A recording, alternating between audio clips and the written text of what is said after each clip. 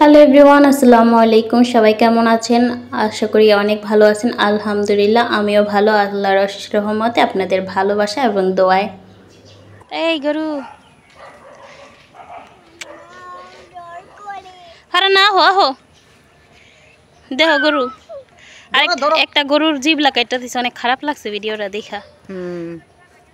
মানুষ না মানুষ 5 মাসের ইয়া গরুটার বাচ্চা বেটে আয় আয় দুধ দুধ দুধ ডরে কি অবস্থা। দুধ দে দুধ দে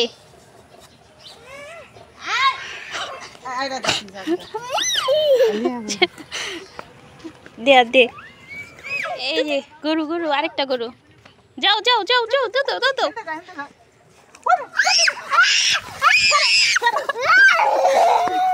চুরি সরান আপনি। বিকালে একটু নিচে নামলাম বাসার থেকে। সবসময় তো বাসায় বসেই থাকি, তাহলে ভাবলাম যে একটু নিচে গিয়ে হেঁটে আসি আর কি।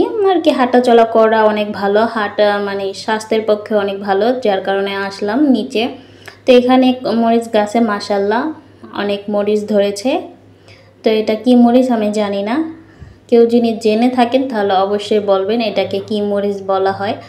তো আমি জানি না, আমি জানতাম যে আমাদের মানে এরকম একটা মরিচ ছিল, মানে ওটাকে কৃষ্ণচূড়া মরিচ বলতো। তো জানি না এটা কি মরিচ। আর এখানে গোলাপ গাছে গোলাপ ফুল হয়েছে, নষ্ট হয়ে গেছে, অনেক গোলাপ নষ্ট হয়ে গেছে আর কি। গোলাপ ফুল তো আর বেশি দিন থাকে না, নষ্ট হয়ে যায়। তো এইখানে কিছু হাঁস আছে, সেইগুলো আপনাদের সাথে শেয়ার করলাম। আর আমরা কোথায় কোথায় যাচ্ছি সেগুলোই আর কি আপনাদের সাথে শেয়ার করব। তো সবার মানে উদ্দেশ্যে একটা কথা বলি, একটা ভিডিও করতে অনেক কষ্ট। আপনারা সবাই জানেন, যারা আমরা ভিডিও বানাই তারা অবশ্যই সবাই জানেন যে একটা ভিডিও বানাইতে অনেক কষ্ট। এই তো এখানে আমি চাল বেটে নিচ্ছি, আর কষ্টের কথাটাই হচ্ছে আপনাদের সাথে শেয়ার করব। মানে একটা ভিডিও আমরা যে বানানোর জন্য কত কষ্ট করি।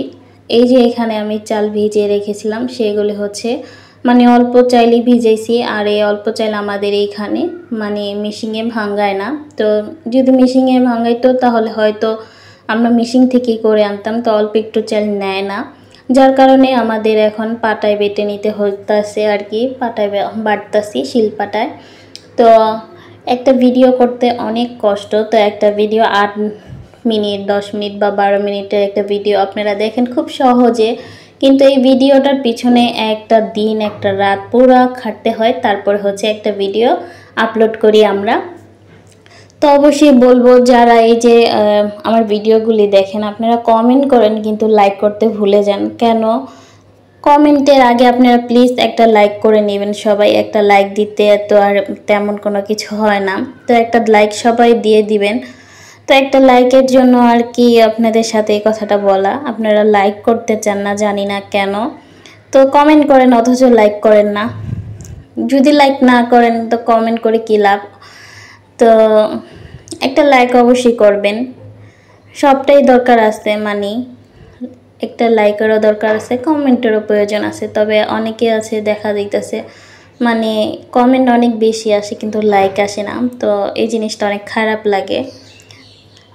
তো লাইক অবশ্যই কিন্তু সবাই লাইক দিতে ভুলবেন না। অবশ্যই আগে একটা লাইক দিয়ে তারপরে আপনাদের সুন্দর মতামত জানাবেন আশা করি। আর এই যে এখানে আমি ফ্রিজ থেকে হচ্ছে কলাগুলি নামিয়ে রাখছিলাম, সেগুলি হচ্ছে দিয়ে হচ্ছে পিঠা আর কি বানাইলাম। আর এখানে আমি ভ্যানিলা এসেন্স দিয়েছি একটু ফ্লেভারের জন্য।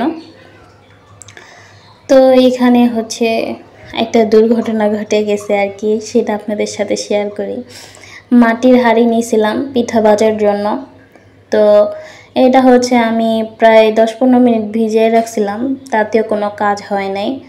পরে এটা মানে আর কি তেল দেওয়ার সাথে সাথে কড়াইটা ফেটে যায় আর কি।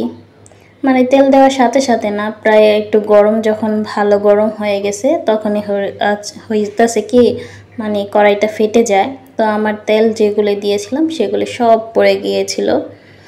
তো আর কি আপনাদের সাথে শেয়ার করা হয়নি যে কড়াইটা ভেঙে গেছে। তারপরে হচ্ছে এখানে আমার নিজের কড়াইয়ে হচ্ছে দস্তার কড়াই ছিল সেটাই হচ্ছে বসিয়ে দিলাম, আর বসিয়ে হচ্ছে পিঠা ভেজে নিলাম। আর আপনারা দেখতেই পাচ্ছেন তেলটা অনেক গরম হয়ে গেছে।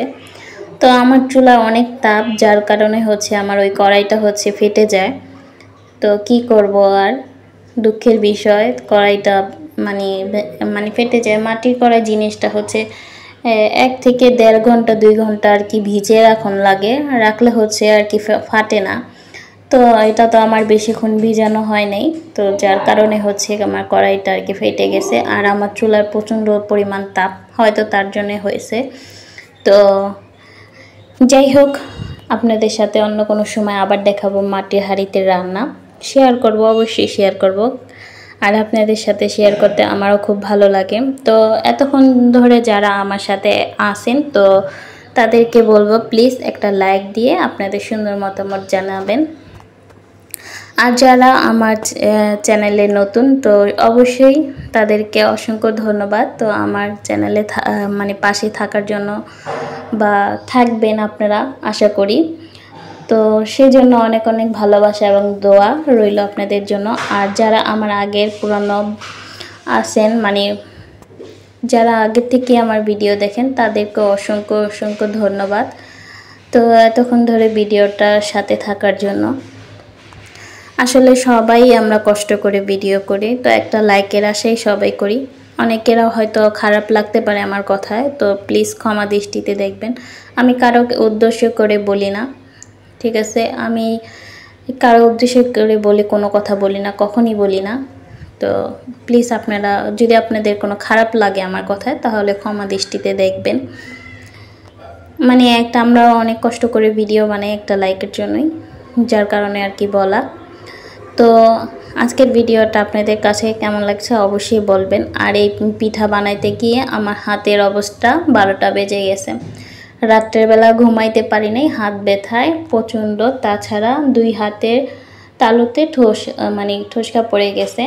তো এমন একটা অবস্থা হয়েছে। আমি কখনই চাল বাটি নাই, আর বাটাবাটির ঝামেলা আমার একদম পছন্দও না, আর কখনো করিও নাই, মানে কখনই করি নাই। তো এই ফার্স্ট টাইম করাতে হচ্ছে এই অবস্থা। তাছাড়া আমি আদা রসুন বাটি, সেটা শিলপাটায় বাটি, সেটা কোনো সমস্যা হয় না। কিন্তু চাল বাটাটা আমি কখনোই বাটি না, কিন্তু বাটতে পারিও না। তো এইটা এখানে আমার বেশ কিছু পিঠা ভাজা হয়ে গেছে, কলার পিঠা। তো কলার পিঠাগুলিতে আমি চাইলে নারিকেল দিতে পারতাম, কিন্তু নারিকেল দিলে পিঠাগুলিতে নষ্ট হয়ে যাবে, একদিনের বেশি 2 দিন থাকবে না, যার কারণে আমি দেই নাই। তো আপনারা চাইলে দিতে পারেন, কারণ আমি আমার বাচ্চার জন্যই বানাইছি। এত কষ্ট করছি হচ্ছে শুধুমাত্র আমার বাচ্চার জন্য, আমার বাচ্চাকে দিব বলে। তো এটা থাকলে হচ্ছে ঘুরে ফিরে খেতে পারবো। আর এটার সাথে কিন্তু আমি আগে একটু আটা মিলাইছিলাম। তো আজকের ভিডিওটা এই পর্যন্তই। আল্লাহ হাফেজ।